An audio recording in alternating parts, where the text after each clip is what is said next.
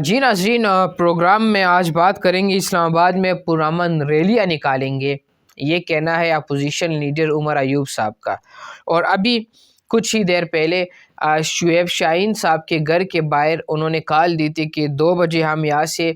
آغاز کریں گے احتجاج کے لیے، پرامن احتجاج کریں گے۔ اور اس کے اوپر عمر ایوب صاحب نے بھی بیان جاری کیا اور انہوں نے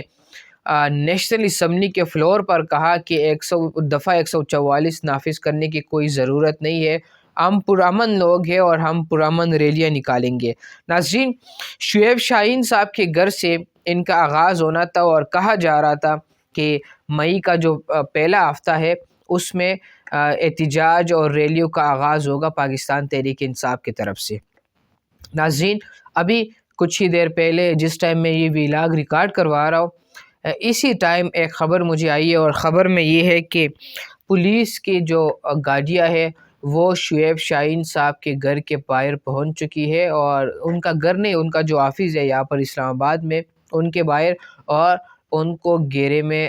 رکھا ہوا ہے۔ شعیب شاہین صاحب گھر کے اندر ہے، اپنے آفس کے اندر ہے، اور ان کو باہر سے پولیس کے بڑی نفری جو ہے وہ پہنچ چکی ہے۔ تو اب دیکھتے ہیں کہ کیا شعیب شاہین صاحب اس کو لیڈ کر پائیں گے یا نہیں کر پائیں گے، یہ تو ایک الگ ڈیبیٹ ہے۔ لیکن ناظرین، اصل مسئلہ کیا ہے؟ پاکستان تحریک انصاف کا ریلیوں اور احتجاجوں کی طرف دوبارہ جانا، کیا یہ ان کے لیے مفید ثابت ہوگا یا نہیں؟ ناظرین، اصل مسئلہ یہ سامنے ہے ان کے کہ وہ تو پارلیمنٹ تک پہنچ گئے،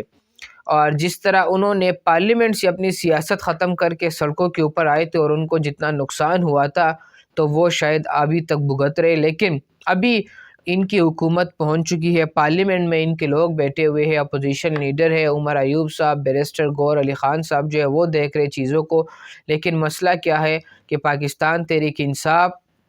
ان سے انتظار نہیں ہوتا، وہ ریلیوں اور احتجاجوں کی طرف پھر سے آ رہے، اور یہ ان کے لیے نقصان دہ ثابت ہوگا، اور ان کے لیے ان کے نقصان میں مزید اضافہ ہو سکتا ہے۔ ناظرین، پی ٹی آئی کا جو بیانیہ ہے، کل علیمہ خان سے ہماری بات ہوئی اسلام آباد ہائی کورٹ میں، اور وہاں پر ان سے میں نے ایک سوال کیا کہ خان صاحب جس طرح بیانات دے رہے موجودہ آرمی چیف صاحب کے بارے میں، تو کیا یہ ان کے کوئی انوالومنٹ ہے یا کوئی ثبوت ہے یا یہ خان صاحب کا غصہ ہے؟ تو انہوں نے کہا کہ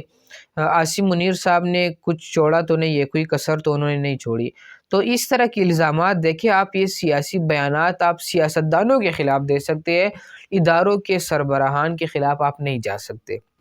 اگر آپ جاتے بھی ہیں تو آپ کے پاس ثبوت ہونے چاہیے، لیکن بغیر ثبوتوں کا جس طرح پاکستان تحریک انصاف جو ہے وہ ماضی قریب میں بیانات جاری کرتے رہی، ابھی بھی اسی طرح ان کے نقش و قدم پر جا رہے، اور یہ ان کے لیے نقصان دہ ثابت ہو سکتے ہیں۔ پاکستان تحریک انصاف اگر سڑکوں کے اوپر آتی ہے، ریلیوں احتجاج کی طرف آتی ہے اور یہ بیان بازیاں بند نہیں کرتے،